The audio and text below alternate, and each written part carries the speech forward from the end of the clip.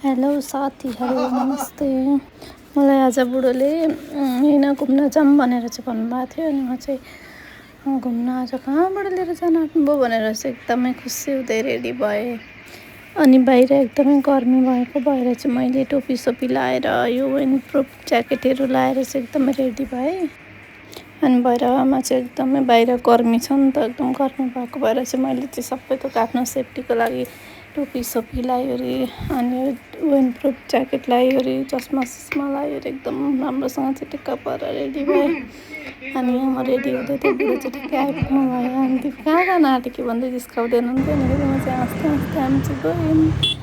अनि एकदम गर्मी थियो, 12 बजीको काममा मलाई लिएर जानु। अनि यो गेट देखेपछि चाहिँ एकदम म चाहिँ खुसी भएँ। यो गेट कहाँको हो कमेन्ट गर्नु होला। अनि चाहिँ भैरवा एयरपोर्ट अनि यहाँ चाहिँ म भ्लग बनाउँदै थिएँ। क्यामेराको एङ्गल चाहिँ मिलाउनु आएन, मलाई जसोतसो मिलाउँदैछु। अनि यहाँ पुगेपछि चाहिँ मलाई एकदमै डाउट भयो कि मेरो बुढोले मलाई घुमाउनु लिएर आउनु भएको होइन भनेर। अनि म चाहिँ स्याड हुँदै गएँ, अब केही छैन ठिकै छ भनेर। अनि यहाँ चाहिँ मलाई खुसी बनाउनु खोज्दै हुनुहुन्छ, मैले चाहिँ भ्लग बनाउँदैछु भनेर। अनि यो भ्लग चाहिँ एकदमै आउँदैन मलाई बनाउनु, कतापट्टि क्यामेरा सम्म केही पनि थाहा छैन, त्यही पनि बल्ल बल्ल बनाउँदैछु।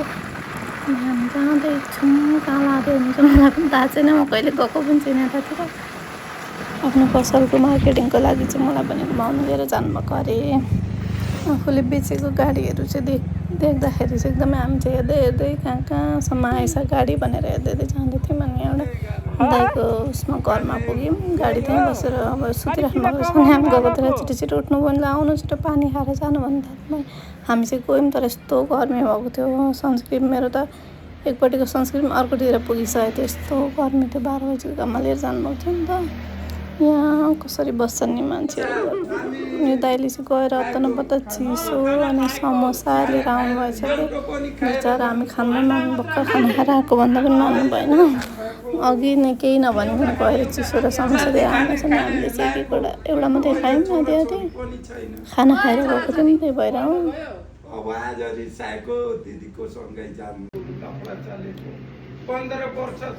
खाँदैछ यहाँ चाहिँ म आधी पनि खाइसकिनँ, यस्तो गर्मी देखिनु भयो होला। मेरो आँखाको अगाडि यस्तो सनस्क्रिन पुरै फैलिएर चाहिँ कस्तो भइरहेछ। अनि खाइसकिनँ हामीले चाहिँ एउटा बल्ल खायौँ, खाना खाने बित्तिकै गएको थियौँ नि त।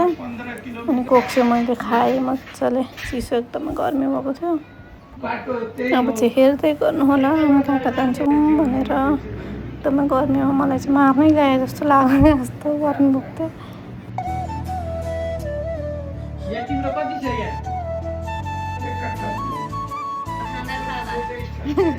हो गया काममा हिँडाएको मलाई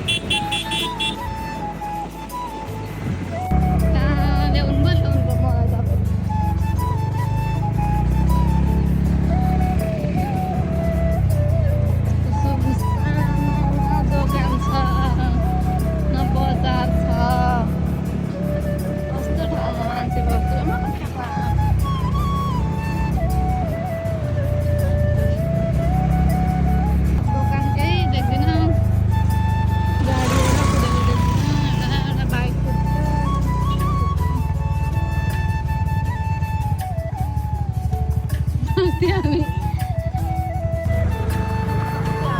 इन्डिया जाँदा हराएको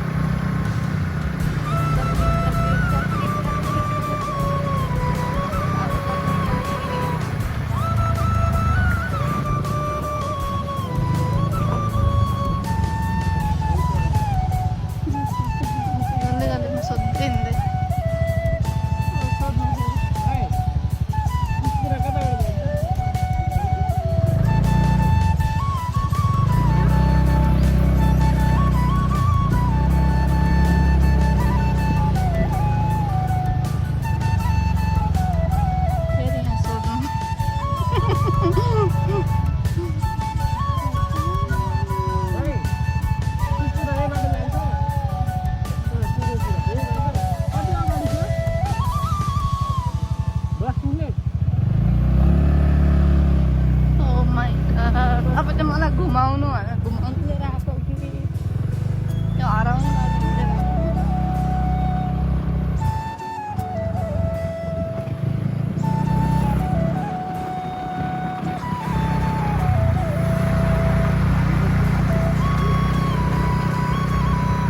बिल छर्दै रहेछन् होइन बाजेले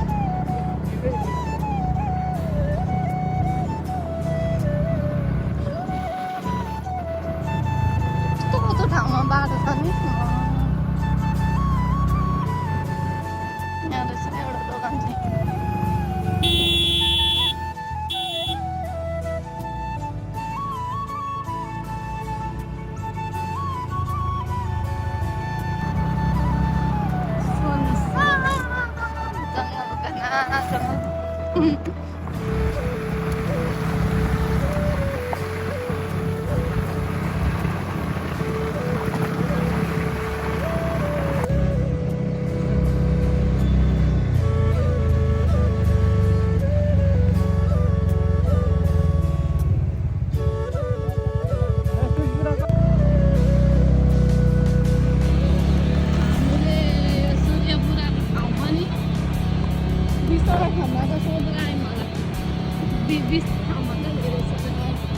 बाटै बाटो छ बाटै बाटो अलिक फरक 3 बाटो अगाडि फरक 2 बाटो आउँछ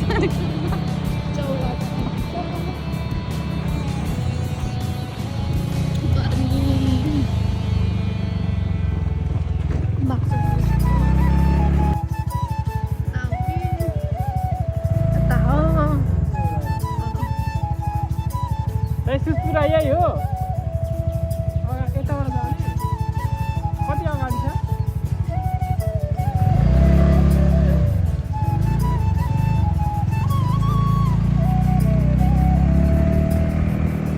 कहाँ गाउँतिर गए जस्तो कतातिर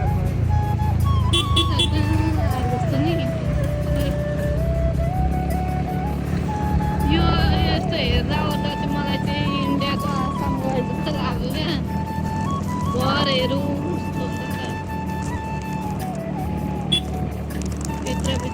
भित्र त उसमा बजारतिर होइन भित्र गाउँतिर यस्तो हुन्छ नि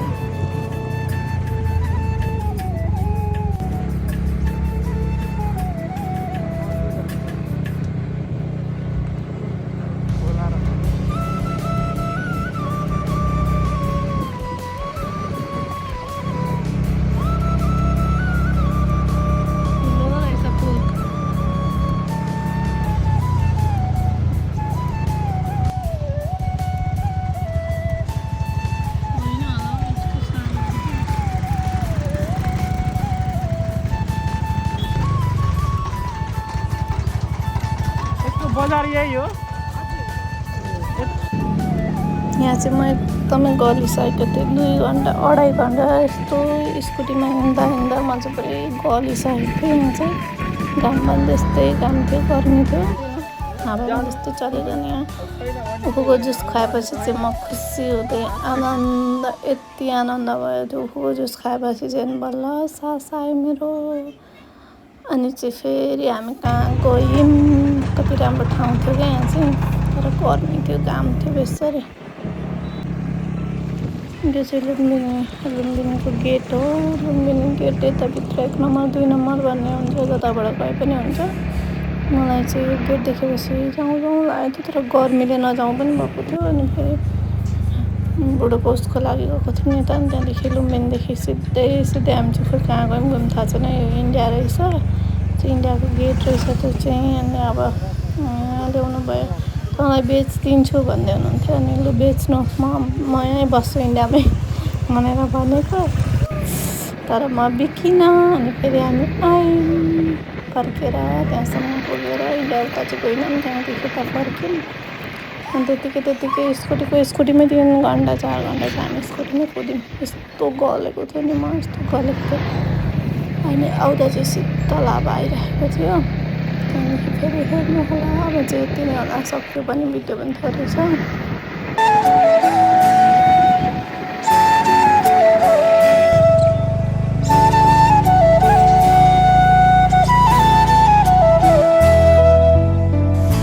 घरमा आएर यो अनुहार पुसेको त, र हाम्रो मैला त्यो के निस्केको धुलो सुक्यो, यति धुलो निस्क्यो, यति फोहोर निस्क्यो नि त्यस अनुहारबाट। मैले मजाले डबल क्लिचिङ गरेँ, एकदमै गरिसकेको थिएँ। आजको लागि चाहिँ यति नै। अब फेरि कतै गयौँ अथवा ब्लगहरू बनायो भने चाहिँ म हाल्छु, आउँदैन भर्खर सिकिरहेको छु। अब क्यामेरा पनि कसरी गर्नु त्यो पनि थाहा छैन, सिक्दैछु। म चाहिँ एकदमै, मलाई चाहिँ ब्लगहरू बनाउने, कति कपडा फोटो भिडियोहरू क्याप्चर गर्ने चाहिँ एकदमै रहरसँग लाग्छ, तर आउँदैन। यति भन्दै म मेरो ब्लग चाहिँ इन गर्न चाहन्छु। हजुरहरू हेर्दै हुनुहुन्छ भने चाहिँ सब्सक्राइब गरिदिनु होला, पुरा भिडियो